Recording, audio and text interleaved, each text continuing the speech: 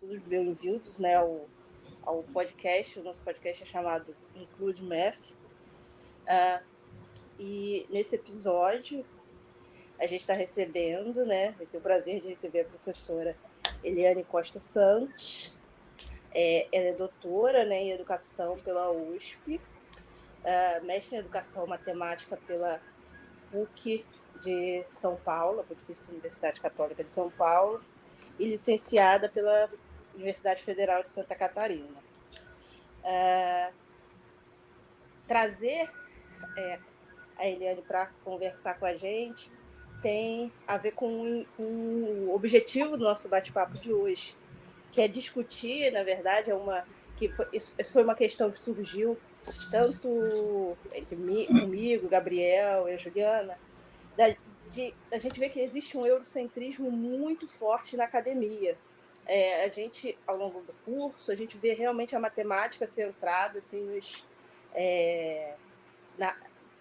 em pensadores, em matemáticos, né, homens, né, do sexo masculino, europeus. A gente não vê muito como foi feito e se existiu uma matemática sendo desenvolvida na África, principalmente na África subsaariana. Então, isso para a gente gerou um questionamento.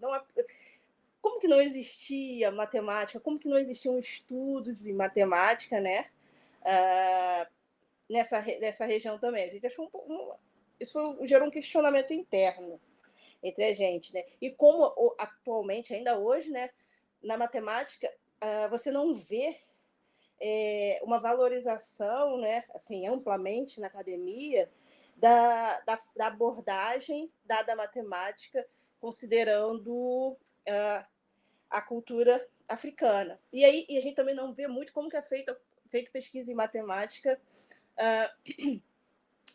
no continente africano.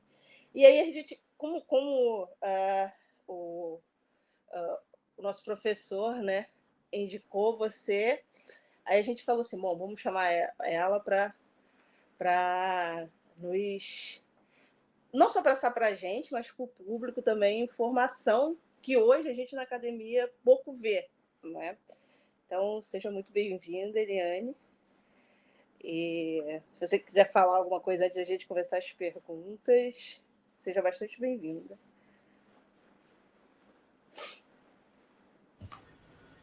Obrigada, Geisa. Obrigada, Gabriel. Obrigada, Juliana.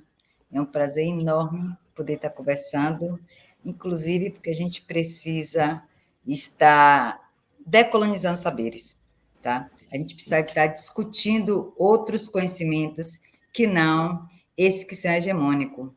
E isso aí é o que faz com que a gente se pergunte por que essa matemática que é dada na licenciatura, que é dada nos mestrados, que é trabalhada no doutorado, são matemáticas, inclusive, só e unicamente com autores europeus, né?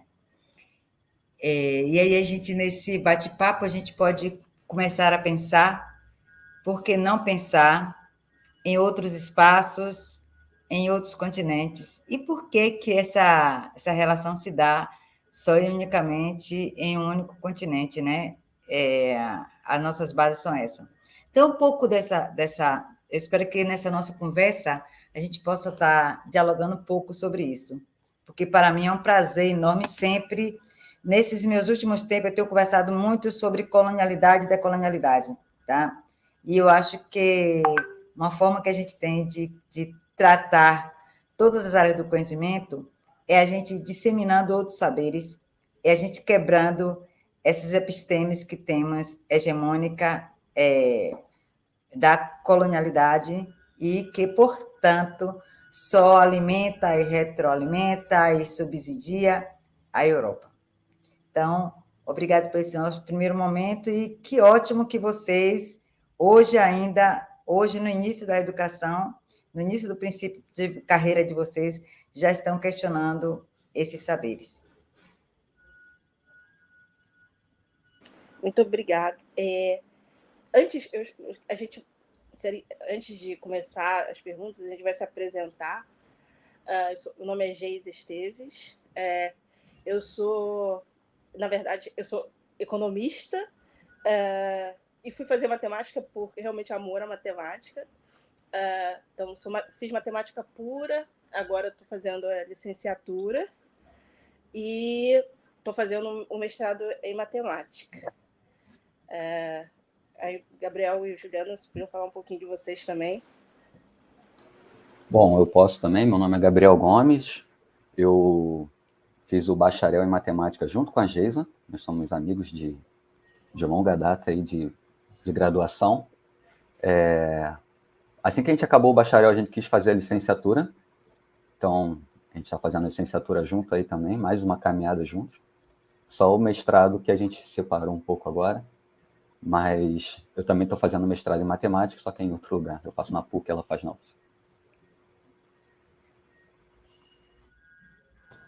Bom, eu sou a caçulinha aqui, né? Eu sou a mascote do grupo, estou no 4º período de matemática e licenciatura pela UF, ao contrário dos meus colegas aí que já são graduados. E vai ser um prazer ter esse bate-papo com você hoje.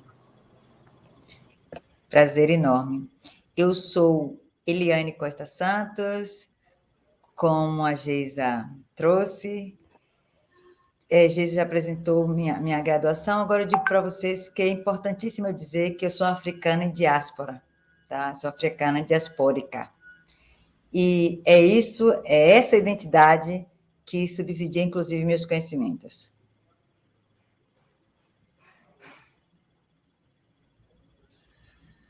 Ótimo. Pô, professora, então, mais uma vez, muito obrigado por a senhora estar aqui conosco.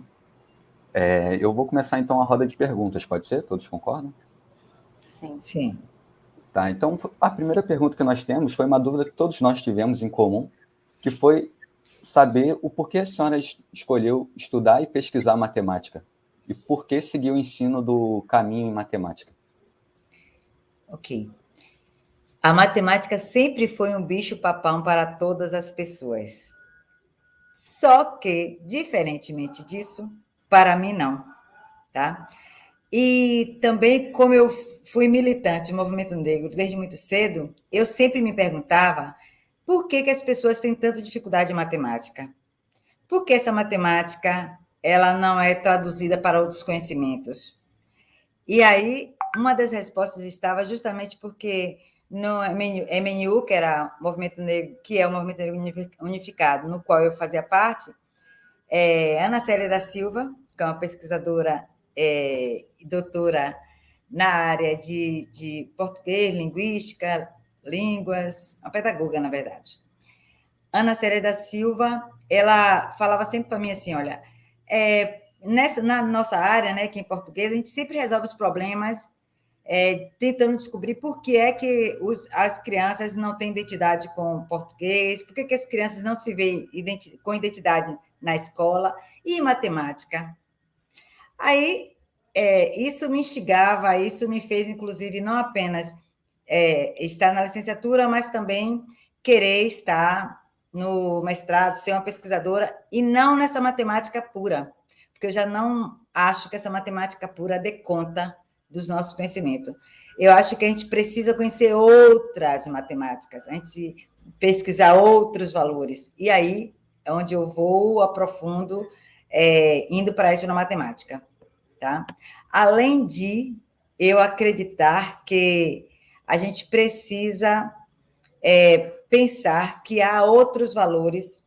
E por que será que as pessoas não se identificam com essa matemática? Será que só existe essa matemática nossa? Essa matemática que é tratada de uma forma eurocêntrica, as epistemes que são dadas na sala de aula, na nossa licenciatura, será que só existe isso? Então, isso me instigava, né? E eu gosto de desafios, né? Eu sou chegada a desafios. Então, se me desafia, eu vou a fundo. Então, é justamente isso que me fez ser uma pesquisadora em etnomatemática, inclusive, especificamente. Pô, professora, muito bom. Eu também tenho me visto muito assim, o caminho, a matemática pura, talvez ela não dê conta assim, do que o Brasil, não sei só o Brasil, mas acho que do que o Brasil precisa como matemática, como educação também, né? Acho que esse caminho da etnomatemática, essa discussão, ela é muito importante para a gente, e ela tem que ser cada vez mais feita, mais discutida, né? Para a gente poder avançar com o ensino da matemática no Brasil, né? Sim. Agora, uma outra pergunta que nós tivemos, que nós tivemos nos nossos encontros, foi saber como é que se comporta a linguagem, onde a senhora lecionou, né? Na Angola, que a gente viu que a senhora lecionou lá, então... Porque nós sabemos que a linguagem se modifica em cada espaço, em cada situação, né? Uma aula no campo é diferente da aula que deve ser dada na cidade grande, né? Ou pelo menos deveria, né? E que, como a senhora teve experiência na Angola, a gente queria saber se existe alguma diferença na linguagem usada em sala de aula, daqui ou de outro lugar que a senhora conheça. Se as abordagens utilizadas aos temas matemáticos e também na interpessoalidade, elas funcionam de forma diferente, se funcionam, como funcionam. Sim, lógico que as linguagens, elas se diversificam, né? Vai depender muito de onde você esteja, com quem você esteja falando. Ela se diversifica tanto entre adultos e crianças e crianças, e adultos, né? E em específico também geração, raças, etnias. Então, as linguagens são diferenciadas, né? Eu acredito muito que a gente precisa estar sempre... Isso, para mim, que chama identidades, viu? A gente precisa estar se moldando ao espaço que a gente está e com quem a gente está lidando. Então, nesse sentido, é que eu tenho a sorte, a felicidade de ser uma professora da Unilab, que é a Universidade da Integração Internacional da Lusofonia Afro-Brasileira, tá? A ULAM. A Unilab, sim. E estou no mestrado, que é na Bahia, em São Francisco do Conde. E estou no mestrado na ULAM, que é a Universidade Luiz de Anconde, em Angola.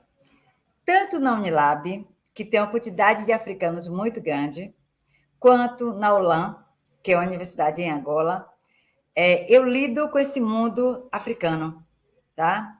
Então, primeiro, que ao você estar tratando, é preciso que você inicialmente conheça o local qual você vai estar lidando, a cultura o qual você vai estar lidando, tá? Não é você se apropriar da cultura do outro, mas sim você estar o mais próximo da cultura do outro para você estar falando uma mesma linguagem. Então, com certeza, quando eu fui para a ULAM, eu fui convidada para estar trabalhando com etnomatemática dentro das culturas africanas. Então, eu já vinha, meu caminho, né? Eu fiz, no meu mestrado, eu pesquisei em Gana, né? Eu fui a Gana para fazer pesquisa, então eu já estava muito próxima, né? Porque eu fiquei na Universidade de Accra, eu fiquei em Volta Region, então eu já tinha essa identidade cultural. Então, quando eu vou para Angola, trabalhar em sala de aula, então eu já tenho uma preocupação de estar discutindo a partir da voz do outro, que isso é o que, inclusive, a etnomatemática também nos faz, né? Você ouvir, aprender a ouvir, né? Porque a fala do outro é muito importante, porque eu não posso conhecer a cultura local se eu não estou no local. Eu não posso conhecer a cultura local se eu não ouço quem está no local. Então, a linguagem se adequa justamente a partir dos princípios que é do ouvir, né? Do ouvir, do respeitar, de entender, de você saber que não existe uma só episteme, que não existe... Nada é único. A história única, ela é muito preocupante, né? Chimamanda Adichie nos diz muito sobre isso, né? Essa história única ela é muito preocupante, porque a gente achar que só existe uma única forma de fazer faz com que a gente exclua os outros conhecimentos. Então, a gente adequa a linguagem a partir desse fazer. Caramba, sensacional. Incrível, professora. Muito bom. Alguém tem algum comentário que deseja fazer? Alguma coisa? Mas comentário, uma pergunta. Na sua experiência em Gana, na sua experiência em Angola, a abordagem diferia em relação ao eurocentrismo? Se via a introdução da matemática considerando os pensadores da região, porque isso é uma coisa que me incomoda muito, porque deve-se ter estudado e ter um processo de formação, de criação matemática de muitos anos atrás, que talvez aqui a gente não conheça, e aí em Gana, em Angola, é abordado, se tem esse conhecimento, é valorizado? Olha, para você ver o que é preocupante nesse nosso mundo, tá? Já que a Europa colonizou, a educação tem muita base europeia. Inclusive, Gana não, mas em Angola, eles têm muita base portuguesa. Então, você vê os autores, a maioria dos autores deles tem como base os portugueses, né? Até mesmo porque os angolanos, eles saem da graduação e vão fazer mestrado, a maioria deles em Europa, tá? A maioria dos africanos lusófonos fazem isso, né? Porque eu também vejo na Unilab isso, eles terminam a graduação e aí pretendem ir para a Europa, porque é onde eles visualizam outros caminhos. Então, com certeza, a base europeia, né? O eurocentrismo é forte também no continente africano. E os autores que eles têm como base, muitos deles são europeus, mas também você consegue perceber que, quando fala de cultura local, por exemplo, eles não discutiam etnomatemática em Angola, falando da ULAM. Eles não discutiam etnomatemática. Quando começaram a discutir etnomatemática, começaram a ver os autores locais, porque tem autores deles que já foram para a Europa e pesquisaram a etnomatemática de Angola, né? Então, tem autores já falando de etnomatemática, só que não são divulgados, né? Tanto aqui no Brasil, a gente tem como base essa educação matemática com base na cultura europeia, quanto no continente africano, onde eu conheço, até onde eu conheço, eles pouco divulgam a cultura africana, tá? Eles pouco divulgam. Eles não têm esse saber. Agora, tem um fazer, né? Eles têm um fazer diferenciado, que você percebe, inclusive, quando eles vão fazer uma pesquisa. Ao fazer pesquisas, aí eles vão pesquisar acerca da cultura deles, que acho que é interessantíssimo isso. E isso faz com que a gente perceba que eles sabem que existe outra cultura, que eles sabem que existe uma matemática além dessa matemática que é divulgada. Então, eles sabem sobre isso, mas isso não é tratado em sala de aula. E agora, acho que é uma coisa muito importante que tem acontecido em Angola, em específico a partir dos pesquisadores da ULAM, é que isso está na perspectiva, ou tem os pesquisadores de etnomatemática da ULAM, eles estão levando isso para as escolas de ensino fundamental deles, que é o exemplo de Africano Samo, que é Cacela, que é Kakesse, que ia falar, os pesquisadores que estão fazendo isso, né? E na verdade, a gente tem vários pesquisadores que a gente poderia estar, inclusive, trazendo deles, que fazem já esse trabalho. Agora, esse trabalho não é tão divulgado, né? Eu tinha falado de Africano Sama, né? Além de Africano Sama, a gente tem Ezequiel, que é Ezequiel Adolfo Domingos Cacela, né? A gente tem Domingos Dias, Capitano Lúcio, são pesquisadores de Angola, tá? Ou que fazem pesquisa acerca do continente deles, mas que não é tão divulgado, né? Essa coisa do que é invisibilizado. Bom, muito bem. Então, passando para a próxima pergunta. Todos nós, ou a maioria de nós, tem um desejo de estudar fora, né? Só que esse fora, quando a gente pensa, vem Estados Unidos, vem Europa, nunca vem Angola, Gana, ou qualquer país da África, né? Então, a senhora decidiu fazer um caminho, entre aspas, contrário, né? A senhora decidiu dar aula na Angola. Então, como é que a senhora enxerga esse fluxo, né? Não só de estudantes, mas também de professores. E a gente também queria saber como é que funciona o ensino superior por lá, na Angola, na Gana, em Gana. Uhum. Olha só, esse meu fluxo, como eu falei anteriormente, é um fluxo que vem desde minha juventude, quando eu tenho um interesse em discutir o continente africano e pesquisando, inclusive, de onde eu vim, né? Querendo essa descoberta.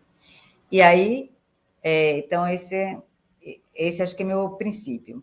Depois eu vou para participar de um Seminário Nacional de Universitários Negros, SENUM, junto com outros jovens, vai pelo Brasil, convidando as pessoas a discutir uma universidade que o povo negro queira, né? E essa universidade que o povo negro quer é a universidade em que os negros falem para os negros, universidade que a gente possa estar em todas as áreas do conhecimento e não apenas nas áreas de humanas, né? Que a gente esteja nas áreas de exata, que a gente esteja na medicina. Então, esse é um outro caminho, tá? E aí, quando eu tenho a oportunidade de ir para o mestrado, que o meu mestrado, eu tinha uma bolsa Ford, todas as pessoas, meus colegas, optaram em ir para a Europa, para os Estados Unidos, e eu disse, não, agora é minha oportunidade, ou agora. Só que a bolsa não subsidiava para eu ir para o continente africano. E eu bati meu pé firme e disse, espera aí, que eu vou ter que arranjar uma estratégia, né? Como meu orientador foi o Biratã de Ambrosio, e ele apoiava totalmente esse meu caminho, então, a gente organizou como fazer um sanduíche, né? Porque no mestrado não se faz sanduíche. Fazer o sanduíche. E aí eu fui fazer sanduíche em Gana, tá? Então, foi o meu primeiro momento, e aí, quando eu tive contato com a Universidade de Accra, tive contato com a Universidade de Volta Region, e nesses espaços eu comecei a perceber que existia outras formas de fazer. Só para você imaginar, na universidade, eu fui pesquisar o tear quente, né, que é um tipo de TC, e na Universidade de Volta Region tinha isso como disciplina, né? Eu disse, poxa, como eu já imaginava, existe outra forma de pensar matemática, de fazer matemática. Então, passou, fiz mestrado, a partir daí, todas as oportunidades que tenham de participar de algum congresso, seminários, em qualquer parte do continente africano, eu aceito ir.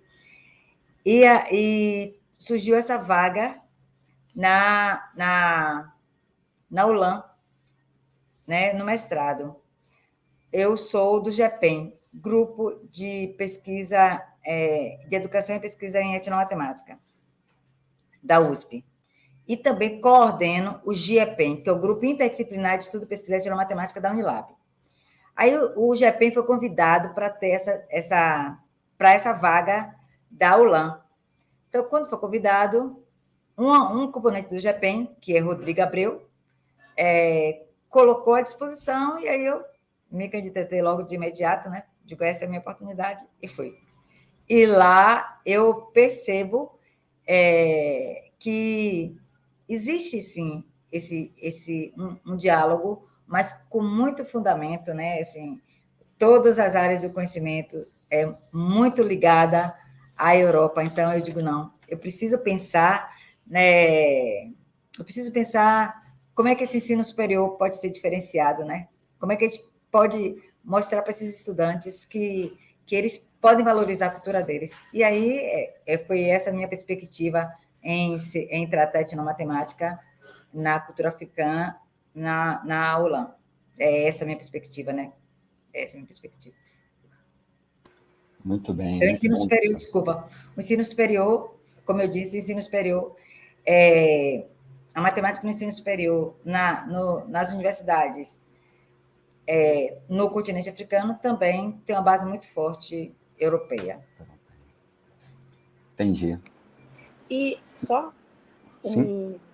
até uma pergunta que viria à frente, mas eu acho que tem conexão com o que está sendo discutido. E dentro das universidades, porque aqui no Brasil existe um abismo muito grande entre as ciências humanas e as ciências exatas. E até uma, entre aspas, demonização e tratamento até de forma pejorativa das ciências humanas.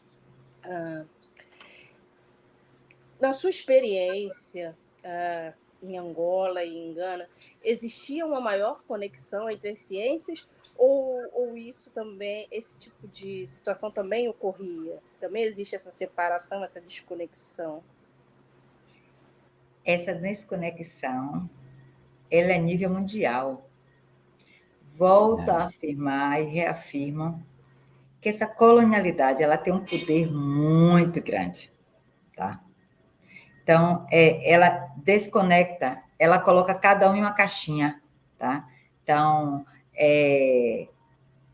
quem é da área de exata está na área de exata, quem está na área de humana está na área de humana, quem tá em linguística só fala de linguística, e falando dentro das áreas, inclusive, pensando na matemática, os geômetras discutem a geometria,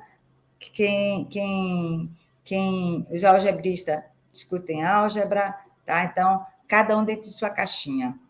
E essa relação, eu te digo que ela vai desde a Idade Média, né? Porque na Idade Média, a cada descoberta que havia, né, sobre as evoluções, então o cientista ele era condenado à fogueira. Então a Inquisição, eles eram chamados de hereges, né? Então a Santa Inquisição já ajudou isso, tá?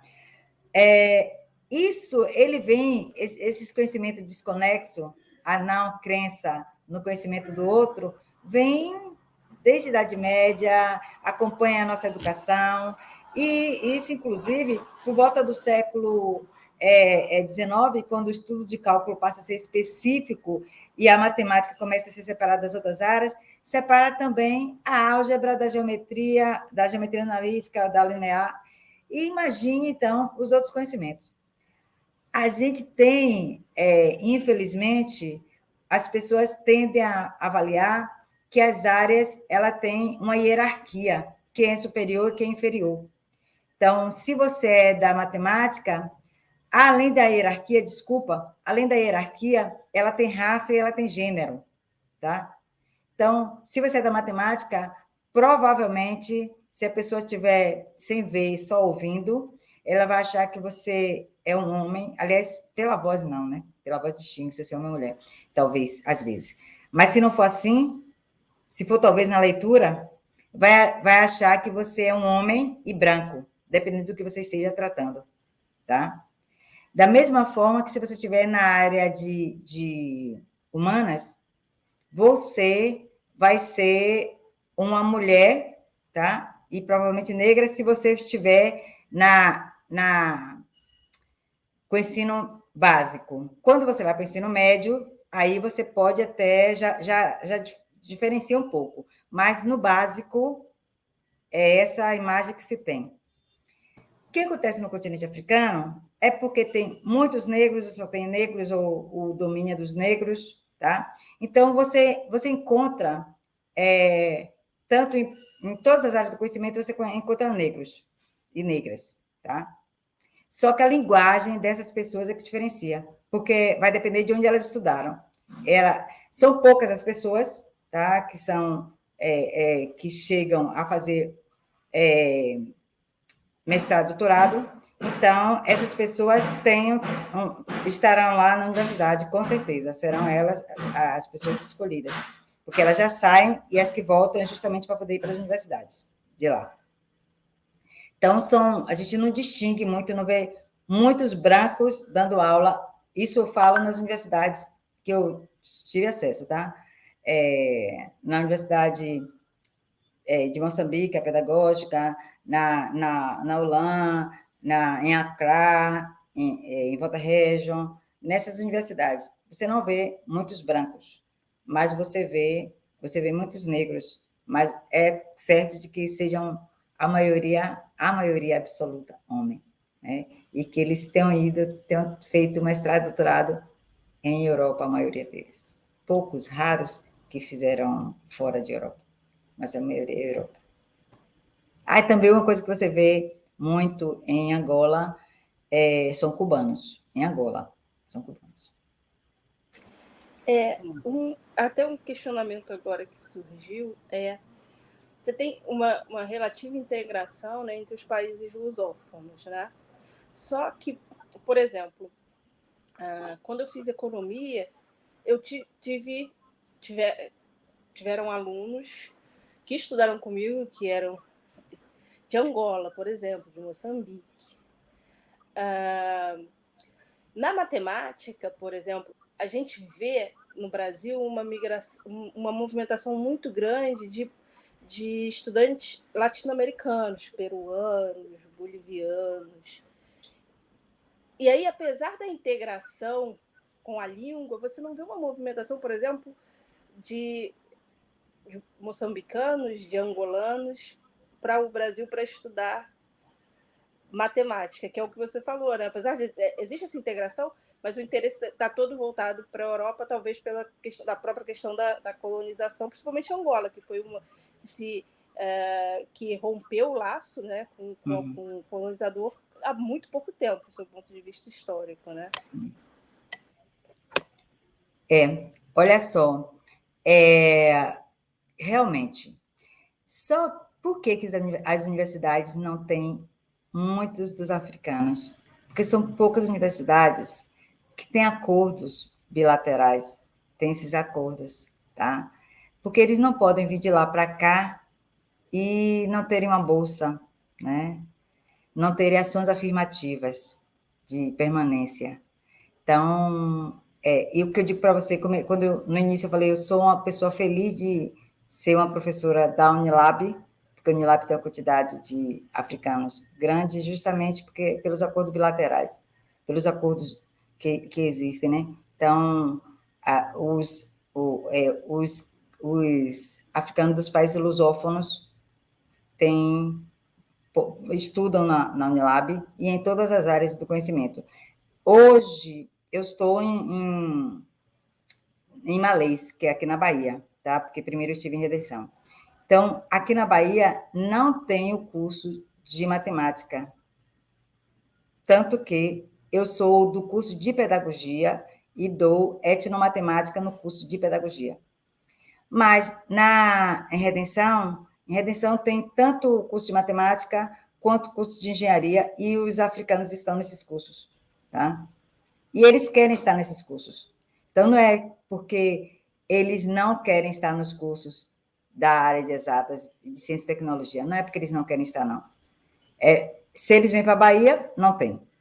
E se eles vão para as outras universidades, são poucas as vagas que tem, né? Porque são poucas as bolsas. E hoje, que diminuiu ainda as bolsas de pesquisa, então é pior ainda para eles virem para o Brasil. Mas tenha certeza que eles têm interesse, sim. É só o Brasil abrir os espaços. Eles têm interesse. Agora, uma coisa que me encanta pensar no continente africano, nos interesses que esses jovens têm de saírem, é porque muitos deles, eles querem sair, mas eles esperam voltar, né? Voltar e reconstruir o país. Voltar e trabalhar, voltar e, sabe? Eles têm esse sonho. Muitos deles, muitos falam sobre isso. Incrível. Alguém quer fazer mais algum comentário ou posso passar para a próxima pergunta? Pode passar. Tá, então, essa próxima pergunta tem até um pouco a ver com o final da fala da senhora agora, e a gente queria saber se a entrada da faculdade na Angola, ou nos países também que a senhora deu aula e conheceu por lá, a entrada na faculdade era a esperança de que o diploma universitário promovesse mobilidade social, ou pensava em gerar, o pensamento gerava em termos econômicos, né? Ou entrar na faculdade só para conseguir um emprego melhor, ou de promover mesmo a mobilidade social da comunidade em si. Isso você fala dos estudantes? Sim. Pois é, o único motivo que eu vejo, né, eu não vejo eles pensarem em... Eles apontam muito essa questão de ascensão social. De ascensão social, tá? Primeiro porque eles entendem que estudando é a solução da vida para que eles possam ter cargos políticos ou estarem nos espaços outros, né? Modificar a relação social. E faço questão de dizer para vocês que, antes de conversar com vocês aqui, eu conversei com 2 estudantes meus de Angola. Um é africano Samo, tá? E o outro Israel Mambolo. Africano Samo está em Angola, ele fez mestrado comigo e agora ele tenta doutorado aqui no Brasil. E Israel, ele é da Unilab em São Francisco do Conde. Ambos pensam justamente nisso. Qual a importância que se tem de acessar a universidade? Porque é o caminho que se tem de ascensão social. Não apenas que ter um status, não. Tá? É ascensão social. É avaliar que a educação vai trazer outros valores para eles, mas que a educação vai colocar eles em um patamar melhor de vida, e aí eles vão ajudar a família, que é o que o discurso sempre que fala. Agora, uma coisa que eu acho também bacana, né, é que muitos desses estudantes do continente africano, diferente dos nossos, falam mais de uma língua. E aí eles falam sempre porque onde tiver vaga para eles, no mundo inteiro, ele está apto a concorrer. Gana, que é um país anglófono, né?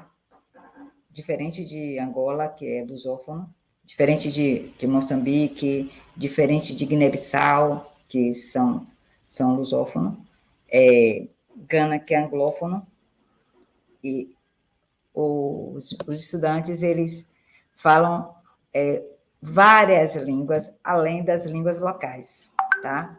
Então, além de Ti, Hausa, que eles falam localmente, eles falam inglês, eles falam espanhol, eles falam alemão, eles falam... Gente, é incrível como estudante na universidade tem acesso, né? Eles vão para... Eles são de matemática, vão fazer uma disciplina de línguas,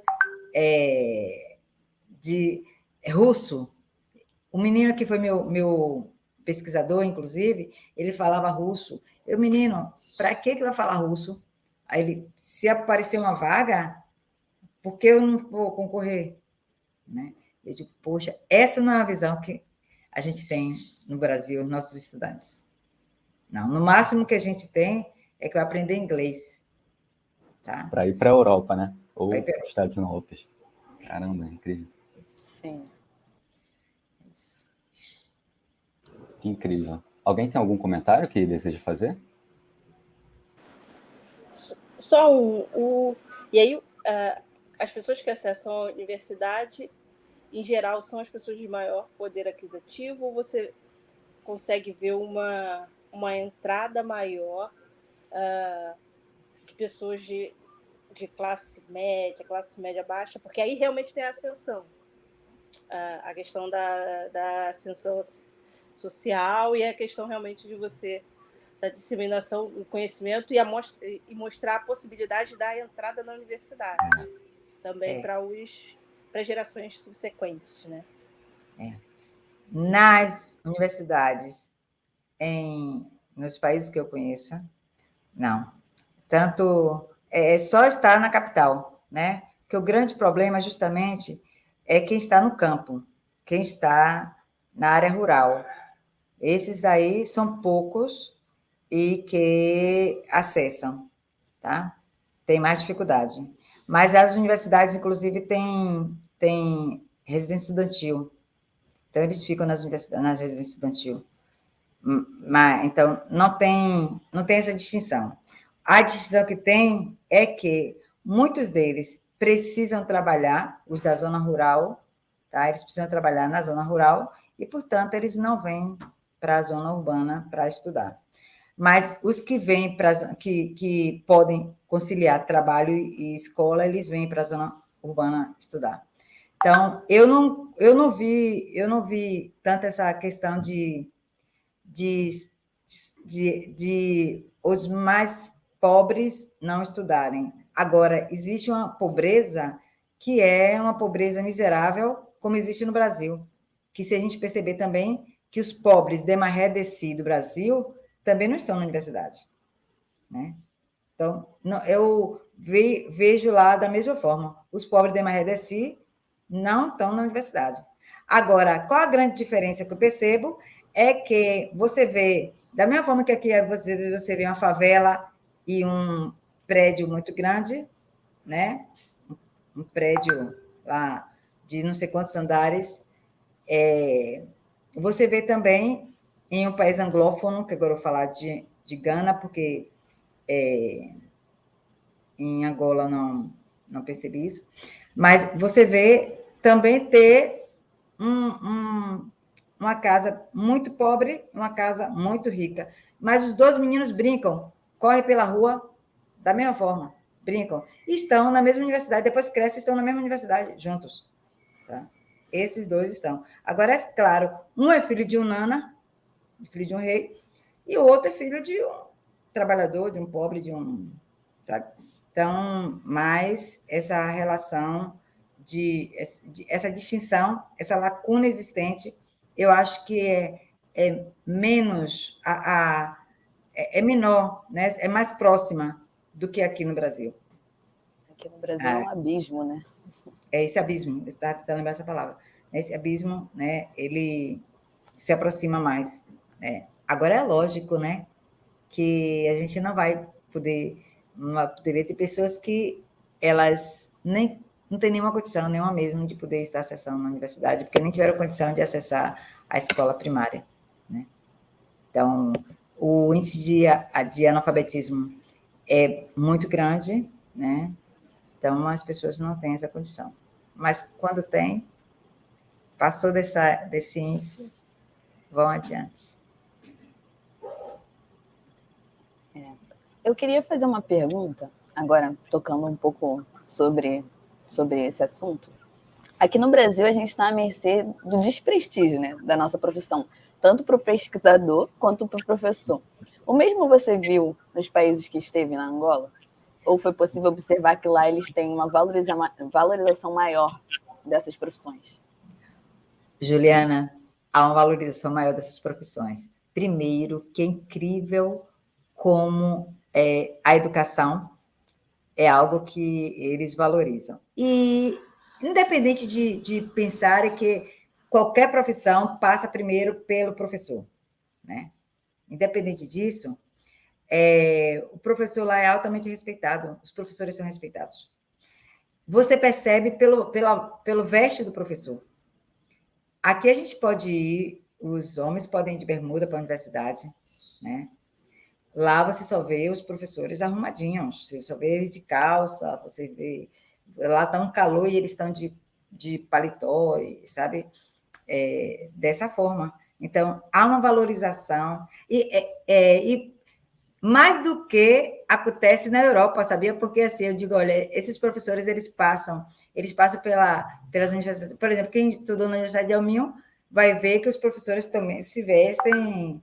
Como vocês veem em Boaventura, quando Boaventura vem fazer uma palestra, né? Então, ele se veste a caráter, tá? Eles se vestem assim.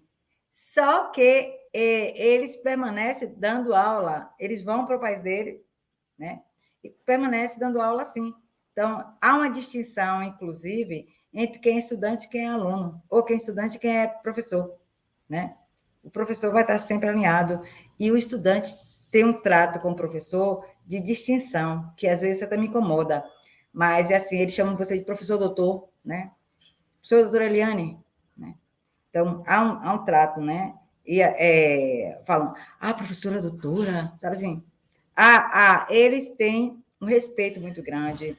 Eles falam, professor, eu não quero desmerecer o seu conhecimento, né? Quando eles vão questionar, e eu falo sempre que é preciso que questionem, né? É preciso que eles neguem, inclusive, os nossos saberes, porque a gente não tem um saber único, que principalmente quem vem de fora não sabe mais do que eles sobre a cultura deles, mas na fala deles, né? A preocupação do que eles vão estar lendo para poderem falar e discutir com o professor. É uma outra valorização, tá? Então, na escola primária, eu tive a oportunidade de, quando eu fiz Bolsa Sanduíche nos Estados Unidos, eu conheci uma escola que eu fiquei horrorizada. Porque os estudantes, né? Essa questão, não sei. O menino deu um arroto enorme. O professor chegou e fez assim para mim, né? Eu pensei, meu Deus, eu tinha acabado, eu estava fazendo sanduíche em Gana, né? Aí tive a oportunidade de fazer essa comparação, né? De como é que se trata, né? Qual o respeito que se tem com os professores. Da mesma forma que aqui no Brasil, né? Da mesma forma que aqui no Brasil. Então, né, como é que se dá essa relação, né? Alguns estudantes não querem ser professores, eles querem ficar em pesquisa, só não querem ser professores, porque eles percebem que não há essa valorização da educação. Não há essa valorização do salário, não há essa valorização da relação aluno-professor, tá? Os outros profissionais, eles esquecem que eles passaram por um professor, né?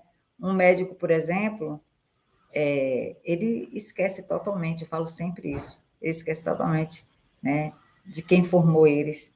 Não foi, na medicina eles não voaram e caíram como médico. O advogado, ele faz questão de se chamar de doutor, eles esquecem que eles foram formados por doutores, sim. E eles só são licenciados ou bacharel em, tá? Porque os doutores somos nós. Então, mas eles esquecem disso. Mas você quer ser um professor, um doutor, um médico? Com certeza, nessa categoria, o terceiro seria professor. Alguém ia querer ser, doutor que fala médico, tá? Um médico, um advogado ou um professor. Seria nessa categoria. Primeiro, a criança poderia querer ser médica, depois ela tem consciência o que é ser, né? Depois ele quer ser advogado, e depois ele quer ser um professor, por conta desse abismo que existe nessa relação entre respeito e conhecimento existente dessa categoria. E digo que nós, e vocês jovens, têm um compromisso muito grande para essa mudança. Porque não dá para a gente continuar fazendo de conta que está ensinando e a criança fazendo de conta que está aprendendo. Porque aí sim, é dessa forma que cada dia que passa, a nossa educação, ela tende a estar desvalorizada. Porque além dos outros não conhecerem nossos valores, se a gente também não tem uma identidade com o que a gente está fazendo, né? E, portanto, se a gente não tem identidade, a gente faz mal, a gente mal faz, tá? Então, a gente aumenta essa relação.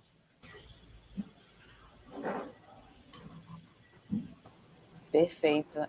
A gente vê muito, a gente cresce, né, com essa visão. Por exemplo, nossos pais, enfim, tem essa visão de que eu quero ter um filho doutor, como o doutor é o médico, é o advogado.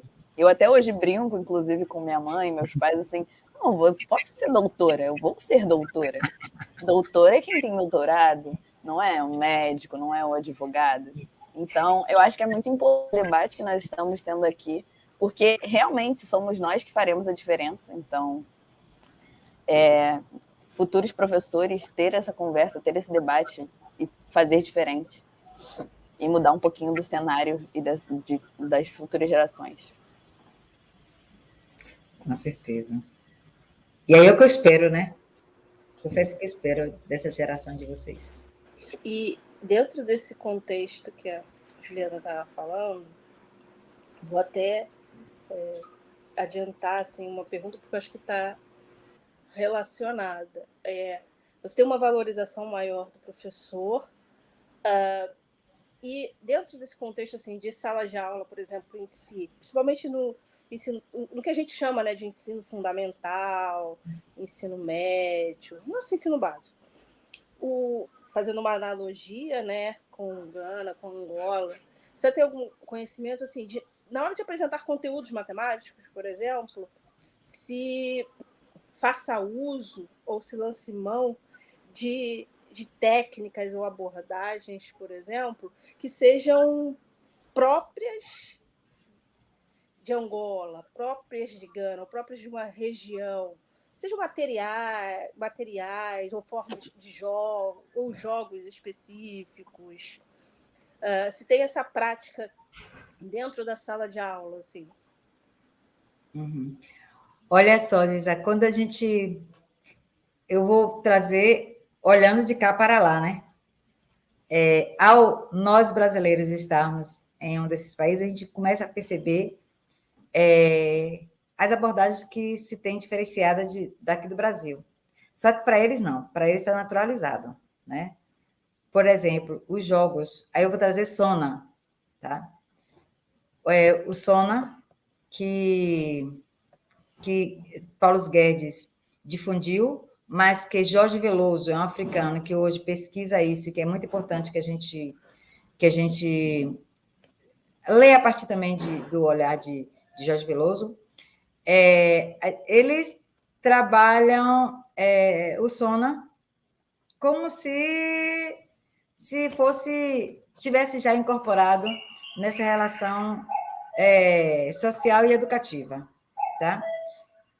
E, no entanto, para mim, né, que eu sei que isso não está, né, que isso não é tratado no Brasil, que isso não é tratado nos Estados Unidos, que não é dessa forma que é tratado na educação fundamental, né? Em São Paulo, a gente implantou em 2016, não, acho que foi 2016, o jogo Mancala, tá? E ele já jogam Mancala lá normalmente, né? Então, por isso que eu digo que a abordagem, eles trazem conteúdos de um programa único europeu, né? Eurocêntrico, eles trazem esses conteúdos, eles tratam abordagens a partir de princípios deles, e que eles não estão, às vezes, trazendo apenas para poder trazer uma outra linguagem, mas sim porque é a linguagem inicial deles. Eles dão cálculo como a gente dá cálculo, eles dão álgebra como é da álgebra, mas cá na escola, quando é tratado, os meninos brincam a partir dos jogos deles, né? Os meninos trazem exemplo a partir da vivência deles, que é outra vivência, né? Então, é a vivência local. E aí, como em Angola, eles têm, é obrigatório ter uma lei, como a gente tem a lei 10.639, que obriga o estudo da África aqui no Brasil, eles lá têm uma lei que obriga que a educação tenha como base, 30% da educação tenha como base a cultura. Isso muito pouco, visivelmente, é aplicado. Não, como é? Isso não tem, ele não tem no programa deles, eles não inserem, ainda não inserem, muitas das escolas não inserem. Mas eu acompanhando, falei, olha, vocês não inserem isso formalmente, mas vocês tratam assim, né? Quando vocês trazem os exemplos que vocês trazem, são a partir do que as crianças vivem na vida deles, vocês estão fazendo isso. Quando vocês trazem as brincadeiras de jogos que as crianças fazem, estão na rua deles, eles trazem para dentro da sala de aula, vocês estão fazendo isso. Só que, no planejamento, eles não inserem, tá? Porque eles não percebem que a partir daí eles querem, inclusive, saber, e aí, como é que a gente vai inserir isso? Mas o como eles já estão fazendo, só que precisa agora oficializar isso. Então, eles não têm se oficializado. Mas é dessa forma, né? Eles trazem dessa forma. Muito bom. Incrível. Professora, agora a gente está indo para o final da entrevista, né? Está tendo quase uma hora aí. Como que a senhora acha que podemos criar uma nova prática pedagógica engajada na criação de uma nova linguagem? Visando essa ruptura mesmo, de fronteiras disciplinares. Visando a ruptura entre professor, sabedor, detentor dos direitos, dos conhecimentos, e aluno, aquele mero receptor, né? Eu acho que a gente precisa, nós aqui no Brasil, não é isso? Né? A partir disso, Gabriel? Pode ser a partir disso ou também com a sua visão e experiência de em fora. Gana, em Angola. Tá. Eu acho que nós precisamos decolonizar saberes. Tá? E decolonizar saberes, Gabriel, é além de descolonizar saberes. A colonização, ele chega, tá? E passa esse período. Então, a gente passa a ter todos os conhecimentos que a gente tem hoje, toda a nossa programação, nosso PPC, tudo que a gente tem na nossa educação é colonizada. A gente precisa primeiro ter essa consciência que nossa mente é colonizada.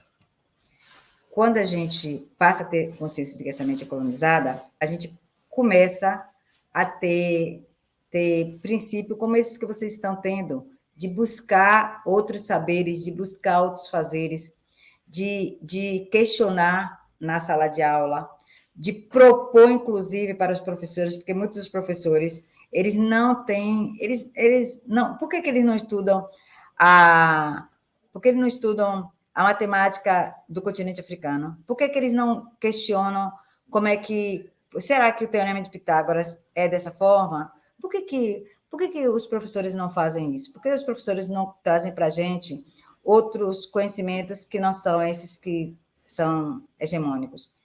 Muitos deles não é porque eles não querem, muitos deles é porque não tem conhecimento mesmo.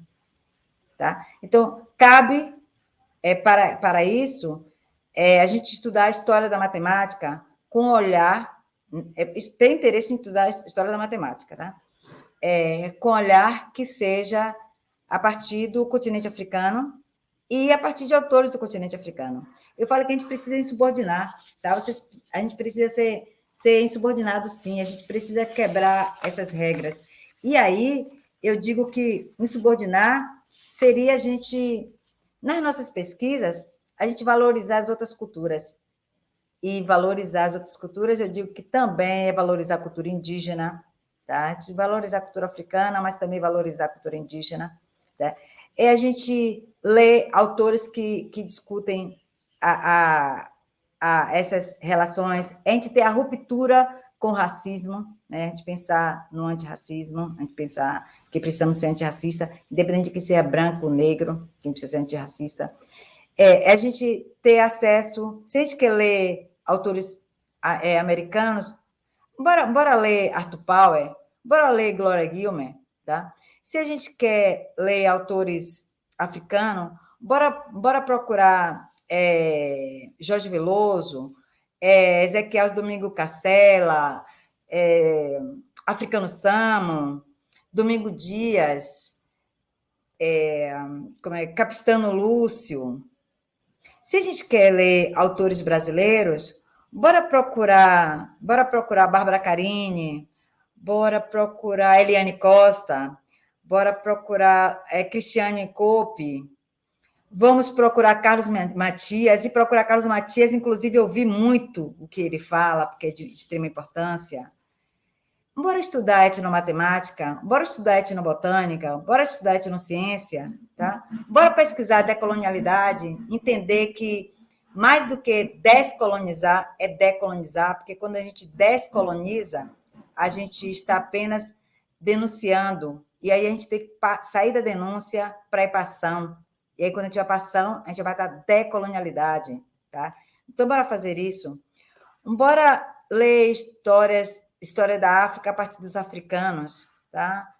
Vamos pensar, bora ser insubordinado e ler Beatriz do Nascimento, e ser insubordinado e ler, inclusive, Beatriz de Ambrosio, viu? Porque ela fala sobre subordinação, tá?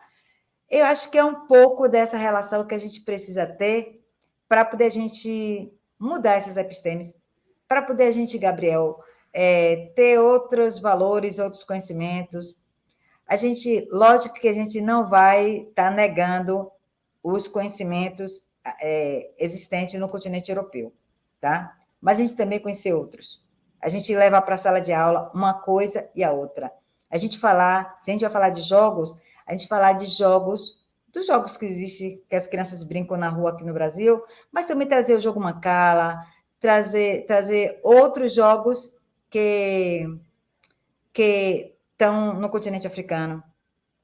E aí, se a gente tem a oportunidade de estar com um africano, a gente pede para eles ensinar para a gente alguma coisa, né? Alguma coisa, não tenha medo não tenha vergonha não. Traz para a gente algumas coisas do que você aprendeu quando criança. Traz isso, porque eles acabam achando que a gente não vai valorizar o que eles têm. Então, essa é uma forma. Quando a gente vai fazer pesquisa, a gente pode estar, bora estar alimentando as pesquisas que a gente quer, mas também bora trazer pesquisadores do continente africano para poder inserir nessa nossa pesquisa, né? Vamos ter o cuidado, inclusive, do respeito ao outro. Vamos ter o cuidado, inclusive, de pensar que o que tem nas favelas é uma reprodução, inclusive, dessa relação que existe de falta de respeito à cultura do outro, né? Porque o que a gente vê acerca das músicas, o que a gente vê acerca dos saberes, dos fazeres, dos falares, e que a gente discrimina, a gente precisa ter um outro olhar, tá? Eu digo para vocês que hoje a gente tem algumas pesquisadoras novas, né? E que estão aí, que eu acho que a gente precisa supervalorizar o trabalho, que é o caso de Vanessa, que fala da boamática, né? Então, bora ouvir um pouquinho Vanessa, e é assim que a gente vai estar tratando e saindo dessa relação que a gente tem apenas de saberes únicos que são os nossos. Poxa, caraca, fiquei até emocionado agora com a fala da senhora. Eu estou encantada aqui. Caramba. Bom, alguém quer fazer mais alguma pergunta? Não, é só uma curiosidade. Esse incômodo que inicialmente a gente demonstrou, existe? Você chegou a vivenciar também nos estudantes em Gana, em Angola, em Moçambique? Porque é quase um apagamento. Entendeu? Sim. Agora, perceba quando foi que você teve esse incômodo, quando é que vocês tiveram esse incômodo, né? É muito recente o incômodo. Pois o é. incômodo você tem meu pessoalmente é de 1 ano para cá, que é uma coisa que realmente me incomoda. Eu falo, gente, não é possível que as pessoas não pensassem em matemática, entendeu? No dia a dia, entendeu? Pois é. E não apenas pensasse matemática no dia a dia, Geisa, mas pensar, a matemática ela foi só criada a partir dos europeus? Exatamente. Será que surgimento das ideias. isso? Se não houve um roubo de ideias daquele. Entendeu? É isso. E será que a gente nunca questionou por que as pirâmides, como é que isso foi construída? Né? Estou dando um exemplo bem básico, porque é uma que a gente vê toda hora, em todo canto. Como é que isso foi construído? Se foi construído assim, será que essas pessoas não sabiam matemática? E por que, então, não tem uma relação existência matemática com o continente africano? Por que não fala das mulheres matemáticas? Por que ninguém conversa com a gente sobre Hepátia? Né? Por que será que não, na universidade nunca falaram? Não sei na fase de vocês. Tá? Pois é. Então, são questões que a gente precisa estar trazendo, né? E isso incomoda também eles, tá?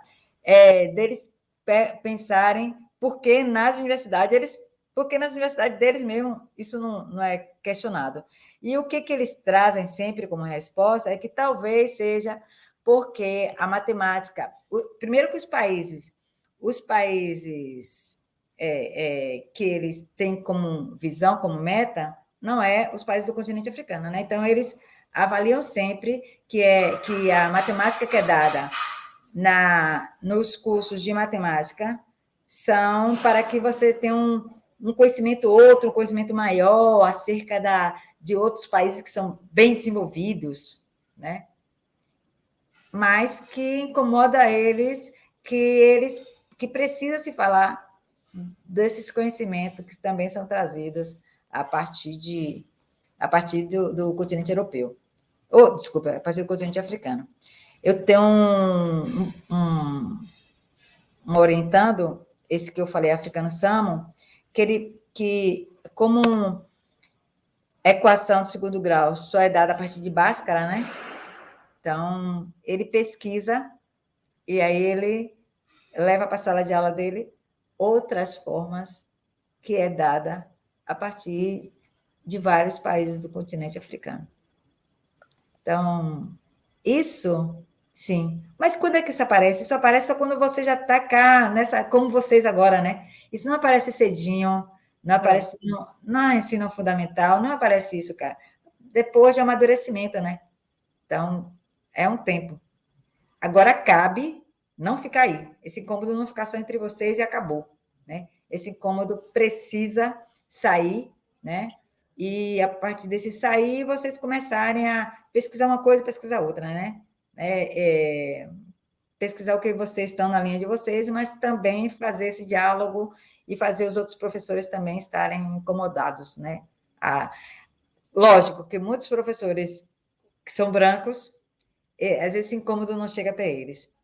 Mas muitos professores negros, esse incômodo chega e eles ficam para eles. E, às vezes, professores brancos também, porque a gente tem professor branco parceiro também, né? Mas se eles não têm acesso, não é isso? Mas cabe a gente fazer eles terem acesso, a gente levar esses conhecimentos até eles, né? Dizer, professor, olha que interessante que eu estava lendo sobre isso. E sabia que eu falo sempre, que eu falo para os meus colegas. Muitos dos colegas, eles têm interesse, sim, porque as coisas que eu levo para eles sempre têm interesse, nem que seja para ler e criticar, mas tem, né? A gente tem Getúlio, né? Que eu acho que é interessante também vocês lerem. Como é o nome de Getúlio? Getúlio Rocha. Getúlio Rocha também é um autor que ele foi criticado só porque ele falou que a matemática tinha raça e tinha classe, então ele teve uma crítica muito grande, mas eu disse a ele que ele não se preocupasse, porque o Biratan de Ambrosio começou a discutir etnomatemática também, teve uma crítica muito grande com ele, né, sobre isso, né, que discutir etnomatemática é quem não quer saber de matemática, né, porque a pessoa pensa que matemática é só matemática pura.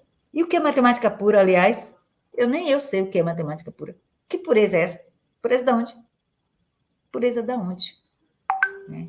Então, são algumas questões que a gente precisa trazer, porque aqui, ali, acolá, também pensam sobre isso. Né? Eu tenho um estudante, Samora, tá? Samora, que também, ele é guineense, e ele faz esses questionamentos, né, acerca de... E aí, essa matemática existente nos nossos países, no nosso continente, né? Quando é que vai para a escola? Por que ainda não foi para a escola? Então, cabe a gente, inclusive essa crítica minha, a mim também, cabe produção. Isso é crítica a mim, sabe? Cabe produção, a gente precisa produzir, para que possa sair, né? Para que outras pessoas possam ler. E cabe a vocês, em especial, produzirem para que outras pessoas possam ler.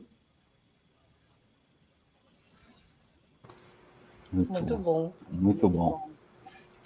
Eu tinha uma pequena dúvida, assim, agora pulando um pouquinho para a questão de gênero, pouco na nossa formação, nós meninas, a gente vê uma representatividade, porque pouco tem no nosso material didático, muitos não pesquisam para passarem, né, durante as aulas, enfim, professores.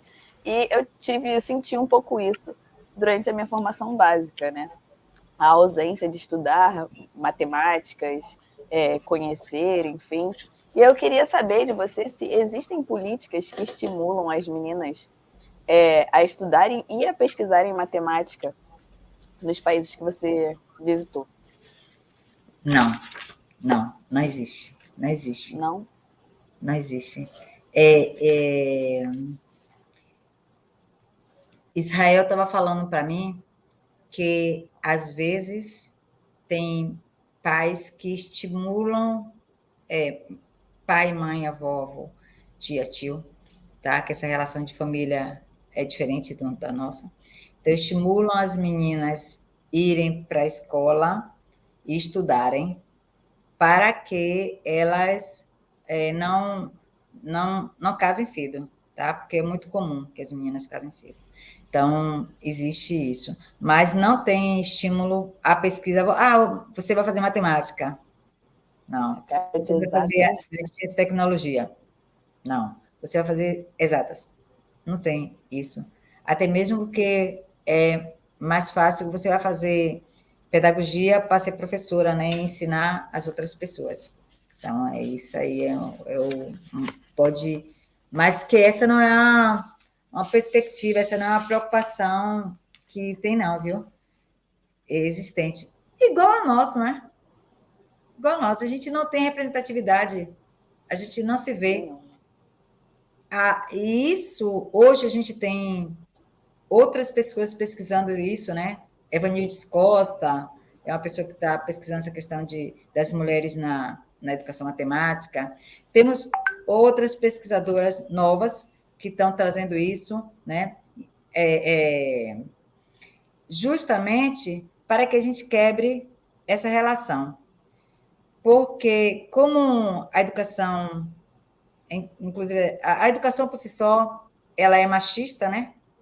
Então, quando eu digo que é justamente por isso que a gente pode falar que matemática tem gênero e raça, porque como a educação por si só ela é machista, e ela é racista, e ela é sexista, então ela faz com que as meninas não se sintam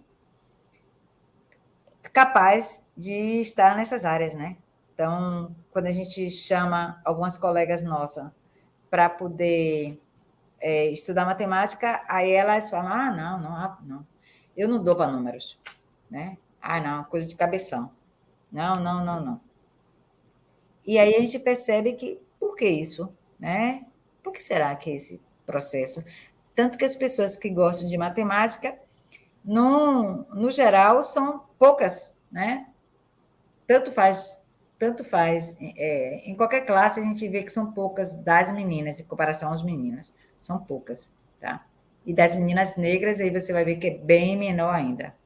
Mas que gostam. Por que não gostam? Porque não há identidade, tá? Porque essa matemática, ela não fala para a gente a partir da gente. Ela não fala... Quando é que pensaram em trazer matemática... Assim, bora falar de matemática a partir de um fazer que seja local. Aí eu vou ensinar matemática para o menino a partir do jogo de futebol. Eu vou ensinar uma matemática para a menina, se ela gosta de jogar futebol, eu vou ensinar matemática para ela a partir de jogar futebol. Se ela gosta de cozinhar, eu vou falar de matemática a partir dos saberes que ela faz de cozinha. Não falo. Eu falo de matemática como se estivesse falando de matemática para matemáticos. Eu estou falando de ensino fundamental, tá? Falo de matemática como se estivesse falando para matemáticos, tá? Então, e não é...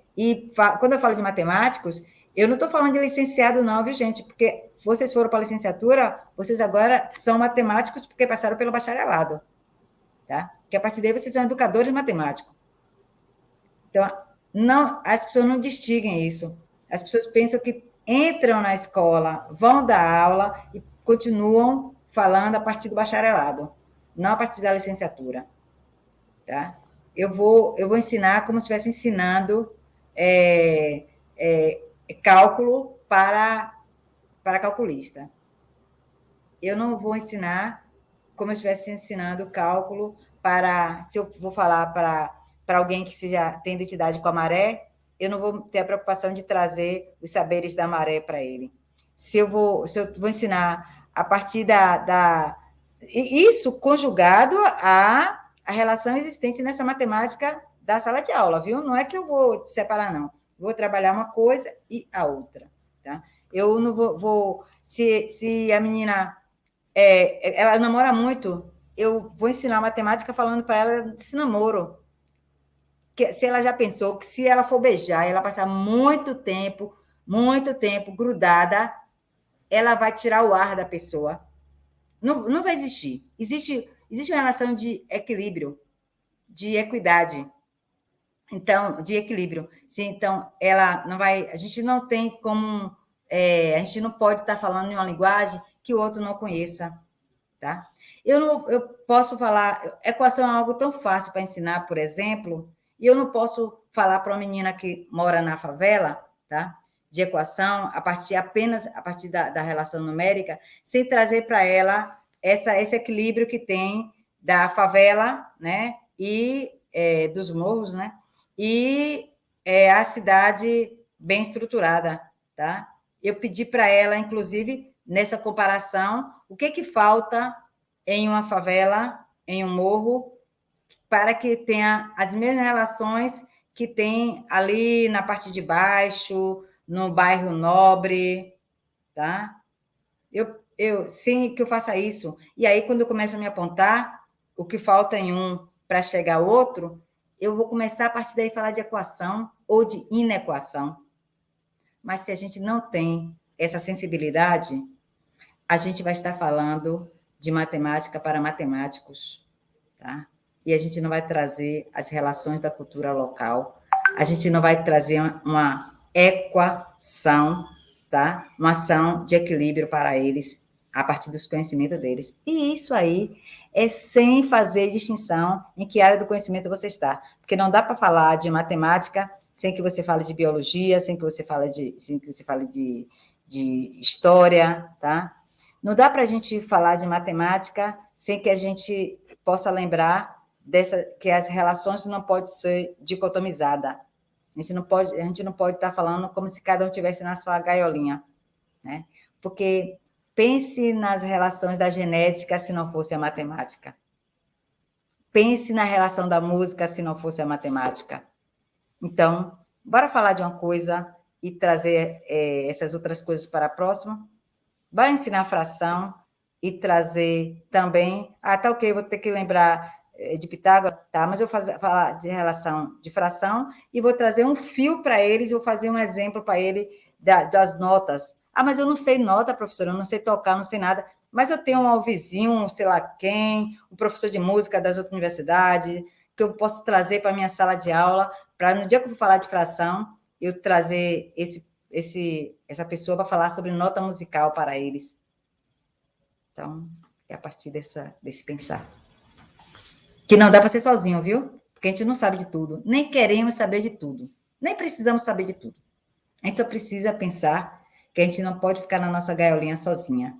A gente precisa trazer outros colegas de outras áreas para dialogar. A gente precisa de uma relação que seja inter e transdisciplinar, inter e transcultural. Tá? Então, a gente precisa estar dialogando com diversas áreas, porque isso acontece, inclusive, no Brasil, isso acontece, inclusive, no continente africano, tá? Eles também têm essa dificuldade, mas quem lá já trabalha com etnomatemática começa a ter essa facilidade, começa a ter essa visão e tem puxado isso, tentado trazer, né?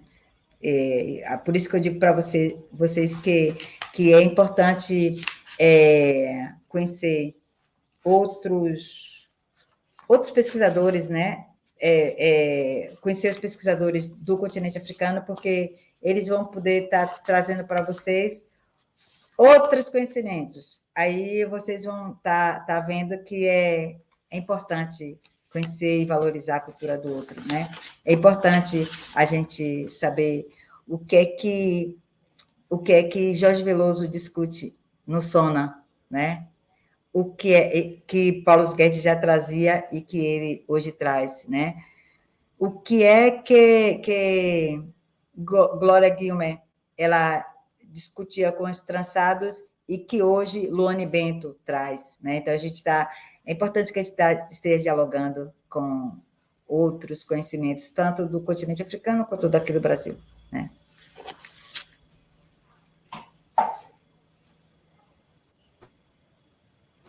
Muito bem. Bom, eu não sei se alguém deseja fazer mais alguma pergunta, eu acho que a gente já passou um pouco do tempo também, né? Acho que a gente ficou bom, né? Eu achei que ficou bem legal. Encerramos. Professora, então a gente pode encerrar então o podcast? Agradecer, né, a presença, mais uma Sim. vez, o convite da participação dessa live. Eu acho que isso só serve para deixar aí acesa a chama, né, da mudança, do querer mudança, nós, futuros professores. Muito obrigada por essa conversa, eu fiquei encantada com sua fala. Mais uma vez, muito obrigada por aceitar o convite, e é isso. Professora, eu queria muito agradecer a atenção que a senhora nos deu desde o primeiro e-mail, né? E pelo WhatsApp, por tudo. Muito obrigado mesmo por ter sido muito atenciosa conosco, muito educada, muito atenciosa. Muito obrigado mesmo. Obrigado por estar aqui conosco também. Muito obrigado pelas palavras, foram muito boas, assim, para a gente também. Atendeu, assim, eu acho que bem ao nosso desconforto, né? Então, muito obrigado mais uma vez por estar conosco. Muito obrigado mesmo. Eu também quero agradecer e completando o que o Gabriel falou, não só atendeu o nosso desconforto, mas também mostrou para a gente caminhos a seguir para melhorar, na verdade, e aí, de certa forma, atenuar o desconforto que a gente sente a partir do momento que você age para que esse desconforto desapareça. Então, você mostrou caminhos, isso é muito importante. Eu fiquei muito feliz também com a fala, agradeço muito. Olha só, eu quem agradeço a vocês. Para mim é de extrema importância qualquer estudante sentir esse desconforto, porque foi assim que aconteceu comigo, então é muito importante, até mesmo não apenas para que só vão buscar o continente africano. Vão buscar o continente africano, sim, tá? Mas também veja o que os indígenas têm construído e discuta também a partir deles. Tá? Observe, busquem um pouco das suas culturas, né? Dos seus saberes, do que está ao redor de vocês, do que está nas crianças que vocês podem lidar e trabalhar. Não sei se vocês estão em sala de aula ou já estiveram em sala de aula da educação fundamental, básica. Então, busque os conhecimentos dessas crianças para saber lidar com elas e não tratá-las como se eles estivessem em laboratório, né? Então, mas sim onde eles tivessem espaço de construção, onde eles sejam sujeitos da construção. Então, acho que é muito importante.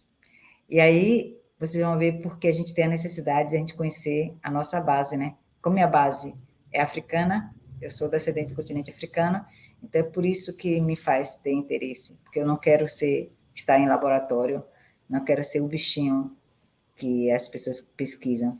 Eu quero ser a pessoa que pesquisa, me pesquiso, né? Eu quero estar inserida nesse processo. Eu quero estar pensando em uma relação que seja de respeito a todos os conhecimentos, a todos os saberes, a todos os fazeres. Então, isso me faz querer estar no continente africano pesquisando, isso me faz querer estar nas universidades aqui no Brasil também pesquisando, me faz querer muito ser pesquisadora. E eu digo, eu adoro sala de aula, tá? Não gosto de gestão, tá? Então, por isso que seria muito difícil vocês me verem em gestão, muito, muito difícil mesmo. Adoro pesquisa e adoro extensão.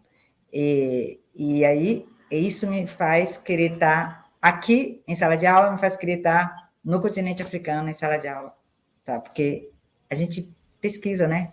O professor precisa ser um pesquisador, sempre. O professor é um pesquisador, sempre.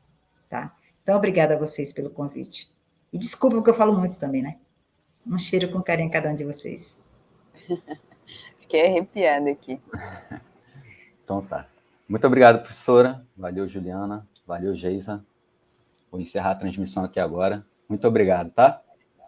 Tchau, gente. Valeu. Muito obrigada.